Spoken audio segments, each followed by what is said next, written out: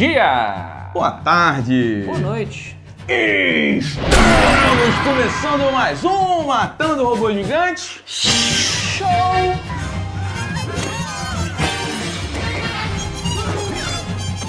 Eu sou o Beto Estrada e estou aqui com... Afonso, a espada cantante Solano. Yeah! Cara, muito bom. Lembra? Tem uma... Eu não lembro da música que ela canta no Roger Rabbit. Wicked witch cry, and although I know it's strictly taboo. No jogo Borderlands 2, Certo? tem a arma do grito.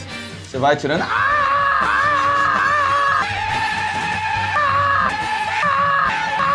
Roberto, falando em grito, hoje nós temos uma atividade que envolve muito a voz. É verdade. É uma atividade diferente. O MRG tentando inovar. Exatamente, estamos aqui, né, indo para os cantos do universo onde poucos ousaram. Isso. E você ousou, Beto. Eu ousei, eu tive o prazer de conversar com o nosso amiguinho brasileiro que mora no Canadá Olha! e trabalha na BioWare. Caramba. E foi um dos programadores de Dragon Age Inquisition, Afonso Solano. Ó o meu dragão. Pois é, rapaz. Efeitos, Nando. Ó o fogo.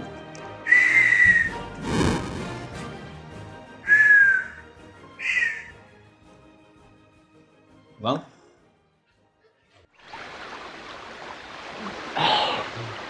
E aí, Afonso Solano, trocamos uma ideia sobre toda a produção do Dragon Age Inquisition, algumas polêmicas, né? O negócio da roteirista que no 2 pedrejaram a casa dela porque acharam que o 2 era ruim, passaram dos limites bastante. Bastante passado. Pois é, conversamos sobre a concepção de personagens, como é que os roteiristas se dividem para fazer aquelas histórias tão loucas. Trocamos muita ideia sobre Dragon Age Inquisition, que foi considerado por muitos o melhor jogo, aí o jogo do ano de 2014. Muito interessante. Né? Um jogo que explorou, expandiu vastos e vastos territórios.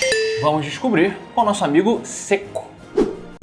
Eu tô aqui com o Fernando Seco, programador do Dragon Age Inquisition. A gente vai conversar um pouquinho. Fernando. Opa, e aí? Seja muito bem-vindo ao MRG, cara. Valeu, Beto. Obrigado, cara. Muito orgulhoso e muito feliz de estar aqui, cara. Primeiro, olha só, se apresenta para as pessoas e explica que diabos você faz em Dragon Age. Bom, meu nome é Fernando Seco, sou catarinense, torcedor do Figueirense, tristeza. E eu sou programador da BioWare. O que significa é que eu transformo as ideias dos designers, game designers, em programa de computador pra gente rodar nos consoles e nos computadores. E eu sou um dos caras que ajuda a fazer o jogo, mas a minha parte é programar. Quando dá bug, você é um dos caras que a gente culpa, é isso? Parcialmente, não é eu e os designers, é isso aí. Mas em Tá geral bom. é nossa culpa. Qual a sensação de você, cara, como um brasileiro, um cara que saiu de Santa Catarina e foi trabalhar na BioWare fazendo uma das maiores franquias do mundo, cara, um jogo que todo mundo ama, assim. Olha, eu sempre fui fã da BioWare, desde o Baldur's Gate, né? Quando eu fui contratado na BioWare e eles me convidaram para trabalhar no Dragon Age, eu fiquei muito empolgado, porque Dragon Age Origins foi um dos jogos favoritos. E aí tinha toda essa pressão de que a gente sabia o que o pessoal gostou no Dragon Age Origins e não gostou no Dragon Age 2. Então a gente sabia mais ou menos o que a comunidade queria, e aí a gente focou nesses pontos, mas tentando adicionar novos temperos, assim, como posso dizer, no Dragon Age. Vocês aí dentro, vocês tiveram algum medo? Porque teve a história da roteirista, Jennifer Hepler, que ela foi ameaçada de morte, ela tinha acabado de ser mãe, né? E aí ela entendeu, ela falou, cara, assim, passou do limite. Vocês tiveram algum receio com o lançamento desse jogo, com todas essas ocorrências? Não, o que aconteceu foi que o pessoal começou a dar uma olhada no que estava acontecendo na comunidade, começou a identificar que existem jogadores que eles não entendem que tem pessoas trabalhando do outro lado, e é só um jogo, né? Não.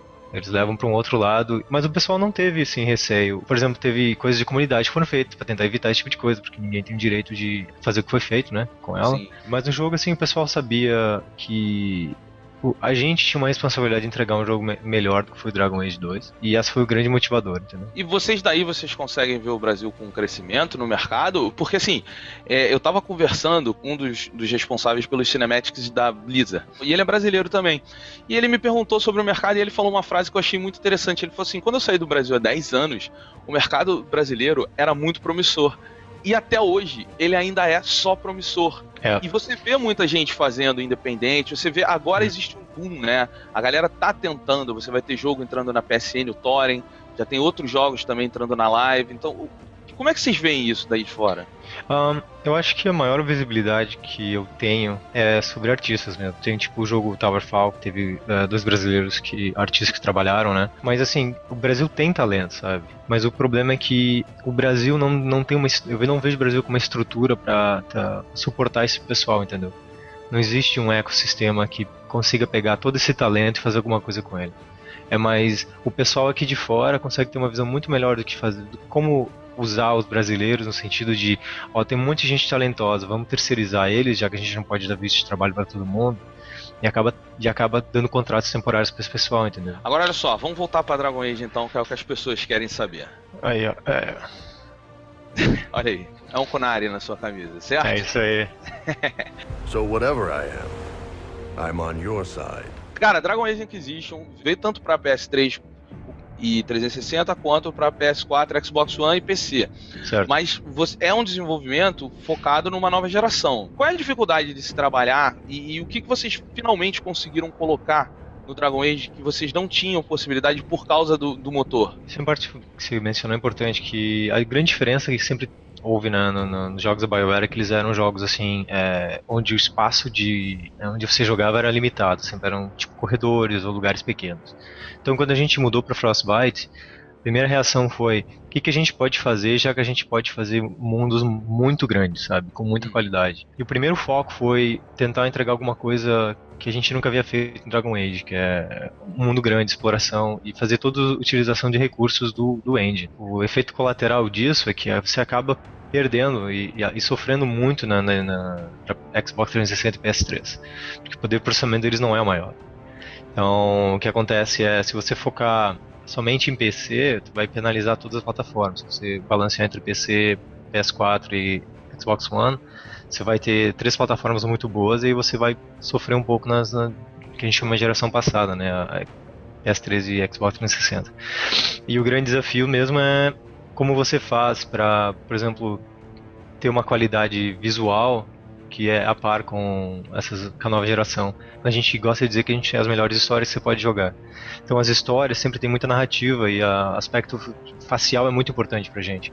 E porque a qualidade da geração anterior não é tão alta, provavelmente para texturas e efeitos, você acaba perdendo um pouco da qualidade da representação das cutscenes, né? É um efeito colateral, mas infelizmente não tem o que a gente fazer, é a limitação do hardware mesmo. O produtor do Dragon Age, o Mark Marra, ele deu uma entrevista recentemente falando que a ideia do multiplayer já era pensada desde o 2 e já era testada na Frostbite, inclusive. E aí agora no Dragon Age Inquisition vocês colocaram o multiplayer e ele não participa da história. Então assim, quem tá jogando precisa entrar num outro contexto com seus amigos para poder jogar. E não essa coisa que vem até acontecendo bastante hoje, que são os amigos entrando no single player, na storyline principal, né? Bom, a BioWare sempre fez jogos onde você teve interação multiplayer, né? No passado a gente tinha muita Neverwinter Nights, Baldur's Gate, você podia jogar com seus amigos a sua história principal. E com o passar do tempo começou a focar mais em single player, né? Você vê Mass Effect, os Dragon Age. Mas aí o pessoal quer voltar a ter esse evento cultural de que é jogar com seus amigos multiplayer. Por enquanto, a gente está optando pela essa opção de jogar multiplayer, que é fora da história, para você jogar com seus amigos. Aí a gente está ainda entendendo e vendo como a gente poderia novamente inserir um jogador adicional na história. Porque o que acontece, quando você tem uma cutscene, o nosso objetivo é que a pessoa que está jogando se sinta especial, que se sinta envolvido, porque é ele que está naquela cutscene. E se você tem um outro elemento, a gente ainda não sabe como fazer o outro elemento também se sentir especial, entendeu? Como ele vai participar da história, ele vai ser só alguém que observa, ele vai interagir. Então tem várias perguntas que a gente precisa experimentar bastante para poder responder, para criar uma experiência co-op na parte da campanha que seja boa. Mas a parte de multiplayer a gente já entende algumas mecânicas e aí a gente foca nessas mecânicas. Por que no multiplayer a árvore, a build, ela é diferente do jogo normal? Vocês misturaram Sim. os elementos pra jogar. Por que essa diferença? A primeira é para você simplificar um pouco o combate, porque no single player o que acontece, você tem, por exemplo, 4 ou 5 árvores de evolução, então você passa bastante tempo evoluindo elas. Vamos falar um pouquinho sobre o lore, sobre o universo do Dragon Age, que eu tô completamente apaixonado. É uma coisa muito complexa, é uma coisa muito grande, é uma coisa que envolve outras mídias, como tem livro, tem mais de um jogo de tabuleiro. Também é um jogo em que você tem que decidir e a sua decisão, ela afeta lá na frente. Como é que vocês conseguem fazer o roteiro disso funcionar dentro do jogo sem problemas? Porque no Dragon, eu fui no Keep, no aplicativo de vocês, e fiz algumas escolhas. Uma das escolhas que eu fiz era deixar um personagem vivo. Escolhi ele para ser o rei no primeiro jogo. Certo. E se você não escolhe, ele simplesmente vira um mendigo e desaparece da história. Como é que vocês conseguem relacionar todas essas histórias para botar no jogo e ainda ter uma linha a ser seguida? Para manter essa informação, a gente tem um sistema que a gente chama de o estado do mundo, entre aspas, né? Que é onde todas as suas escolhas são registradas. Então a gente tem uma lista, simplificando uma lista, como dizendo, você fez isso, sim ou não. Então, por exemplo, quando você vai lá no aplicativo online e faz as mudanças, parte dessa lista vai para o jogo. Então, quando os designers estão trabalhando, por exemplo, numa história, eles vão colocando nas linhas, ele escolheu isso, ele escolheu aquilo, sabe? E você registra. Então, mais para frente, você pode purgar essa informação e dizer, ele decidiu isso ou aquilo, sabe? Só que daí eles têm que ter uma coordenação muito grande, cada um é responsável por uma linha de narrativa.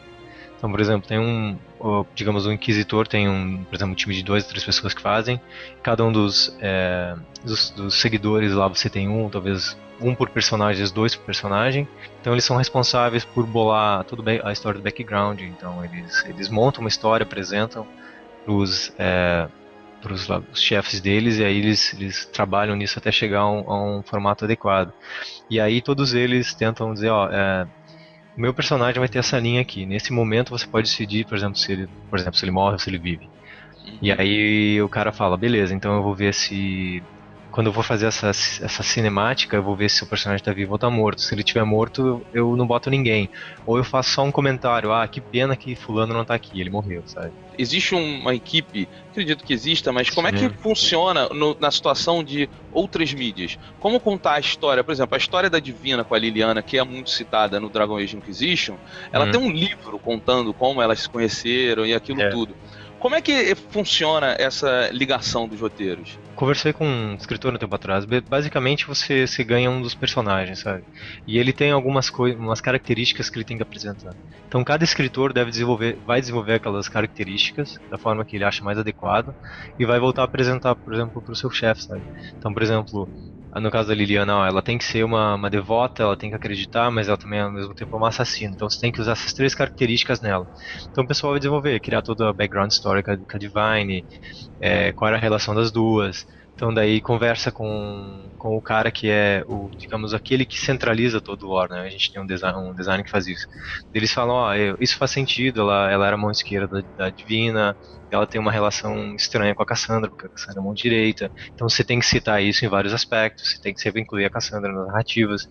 Então é meio que você tem um escritor que vai desenvolver o personagem e gerar o background, a história de fundo e todas as ligações com os outros personagens. Uma coisa que o Dragon Age ele sempre chamou muita atenção, não o Dragon Age, os jogos da BioWare em geral, eles não têm nenhum preconceito com relação à sexualidade.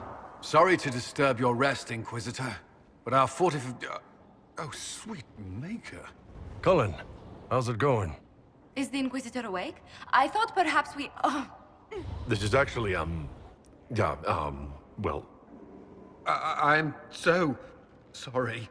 I cannot move my legs. Então o jogador ele pode, à vontade, escolher o sexo que ele quiser se relacionar dentro do jogo. No momento atual da indústria dos videogames, que a gente vive algo chamado Gamergate e está fazendo muito mal a muita gente, isso que a BioWare faz e já vem fazendo há um tempo, se torna um pilar importante, né? Uma demonstração de que uma das maiores franquias não está preocupada com a opção sexual da pessoa. Ela tá mais preocupada com quem é a pessoa, se a pessoa vai se divertir. Jogos são para todos. Como é que vocês veem isso acontecendo daí e principalmente trabalhando num jogo que quebra esses paradigmas que estão sendo instituídos hoje em dia? Eu acho que tocou uma coisa importante, que é jogo é pra todo mundo jogar e se divertir, sabe? Então, quando a gente fala que a gente quer fazer as melhores histórias que você pode jogar, a gente pensa em todo mundo, sabe? Tipo, cada um é diferente, sabe? Então a gente tenta ver quais são diferenças grandes que influenciam na história de cada um, como ele gostaria de que aquela história se desenvolvesse. Esse pessoal do Gamergate aí, eu acho que eles já têm muito mais atenção do que eles deveriam, né? Então nem vou falar sobre eles, mas eles não, é como se não existissem, sabe? Esse pessoal não existe. O que existe são os nossos fãs, sabe? São as pessoas que vão comprar, que compram Dragon Age pela quantidade de escolhas, pela maneira como você pode desenvolver seu personagem e pela maneira que os nossos universos, eles não tem preconceito, sabe? Não é como a vida real. Tipo, a gente tenta mostrar que a gente quer criar as histórias como a gente... Pessoas são pessoas, entendeu? E elas têm relacionamentos, e é isso que importa, entendeu? A orientação sexual não importa, tipo, a cor da pele não importa, o tamanho do cara não importa, o pão da orelha não importa, entendeu? Então, esse é o foco das nossas histórias. So no matter how far apart life takes us, we're always together. Olha só, Fernando, o Afonso e o Diogo não estão aqui comigo, mas cada um deles me mandou uma pergunta pra você. Do Afonso, cara, que é... Quais são as dificuldades que vocês têm para transcrever as atuações capturadas dos atores dentro do ambiente do videogame? Tem várias coisas que são importantes envolvidas. Tem o mocap, que é quando você captura os movimentos das pessoas. Por exemplo, você notou que quando você está subindo uma montanha ou descendo uma montanha no Dragon Age, o tipo de animação muda. Sim. Então você pode fazer aquilo por mocap, que é você, na verdade, bota uma roupa numa pessoa, ele captura o movimento da pessoa. A outra é... Você tem que ter atores que sejam bons para representar seus personagens. Então, por exemplo, se você vê o Iron Bull, né, onde o Fred Prinze Jr. faz a voz dele. Então, se você tem... Mentira! Cara, é o Fred Prinze Jr. É mesmo? Pra você que não lembra quem é o Fred Prinze Jr., Nando, bota aí a cena dele, lá atrás, fazendo filme de adolescente. Look, he's after me too! I got a letter. Oh, you got a letter. I got run over. Helen gets her hair chopped off. Julie gets a body in a trunk, and you get a letter? That's balanced. What body? Cara, demais, hein? Então, por exemplo, você pega um personagem com um roteiro bom e um ator bom, você acaba criando um personagem marcante, assim, sabe? Que, tipo, por mais que você não jogue com ele, você sabe quem ele é, você dá umas risadas dele, você vê, tipo, feedback da comunidade em relação a eles. Aí os atores são bem importantes e escritores, né? Você precisa de um time que saiba escrever e desenvolver os personagens para dizer como aquele personagem se move, que tipo de coisa ele fala, qual é o comportamento dele nessas situações. Então são várias coisinhas assim, coisinhas entre aspas, que você tem que pensar para culminar num personagem rico que, quando apresentado para o jogador, ele parece acreditável, vamos dizer assim. Eu acho isso que é a ponto-chave de toda a parte de ator no ambiente de videogame. E o Diogo, cara, ele trouxe uma pergunta que é muito boa, que eu acho que é o seguinte: a grande diferença dos sistemas de batalha. O Dragon Age Origins, ele traz um sistema de batalha que é um dos mais complexos que eu já vi. No que você decide que cada personagem da tua party faz é muito específico. No 2 isso já foi bem mais resumido. E agora no 3, no Inquisition, no caso, eu senti que vocês pegaram o meio termo. Como é que vocês pensam nessa evolução do sistema de batalha de acordo com o jogador, que é um chato que sempre quer tudo do jeito dele? A gente tentou fazer um híbrido, onde a gente tem o melhor dos dois mundos, mas normalmente quando você faz o primeiro passo para a parte híbrida, é sempre mais difícil, né, fazer ela perfeita a primeira vez. Câmera tática, ela tem alguns defeitos, porque a gente teve muitas dificuldades em implementar aquela câmera tática. Como, por exemplo, você pode ver que a gente não... Diferente, por exemplo, do Neverwinter Nights e dos outros jogos da BioWare, você não remove geometria, por exemplo, do topo das casas para ver dentro quando você está de cima da câmera. Porque tem um desafio tecnológico muito grande envolvido nisso, então a gente resolveu é manter o sistema mais simples possível, por mais que ele não fosse perfeito, mas para dar essa opção pro jogador, quando o jogador quisesse. Então essas são coisas que a gente tem que evoluir, a gente sabe disso. A grande dificuldade mesmo é a técnica, de como você faz isso nessa geração, porque muitos podem questionar, mas vocês já fizeram antes, mas o tamanho do mundo era muito menor, o tamanho das coisas é muito menor, sabe? Então tem várias outras limitações envolvidas em como fazer esse tipo de coisa muito boa, mas aí a gente vai trabalhar para fazer elas cada vez aperfeiçoar mais, entendeu? Até que esse modelo híbrido seja...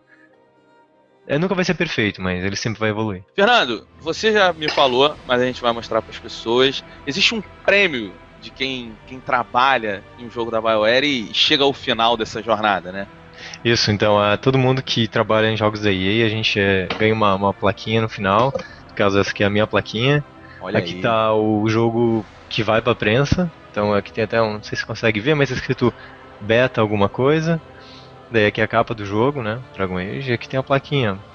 Com seu nome. É, isso aí. Muito bom. Tá aí, você tem... Aí é uma lembrança pra botar na minha parede, de lembrar todo dia que lancei o Dragon Age, é um orgulho grande pra mim. É a edição de desenvolvedor, né? Aquela que a gente não tem acesso, né? É isso aí. Tá bom, Fernando, muito obrigado, cara. Parabéns Valeu, pelo velho. jogo. Eu tô muito fã. Eu vou deixar com... O Afonso fez uma pergunta, o Diogo fez uma pergunta, eu tenho a minha pergunta especial também. Eu vou torcer muito para que você consiga me responder ela e que você possa me responder, beleza? Ok, beleza. Eu comprei edição de luxo, já posso ficar tranquilo que vai chegar um DLC aí em breve? Pode. Posso? Em algum momento futuro vai chegar. Em algum momento? Vai. Sem uma chance de eu arrancar de você em que momento? Não. Tá bom, Fernando, obrigadão. Valeu, Dá um cara. tchau aí pra galera que tá te acompanhando. Valeu, galera.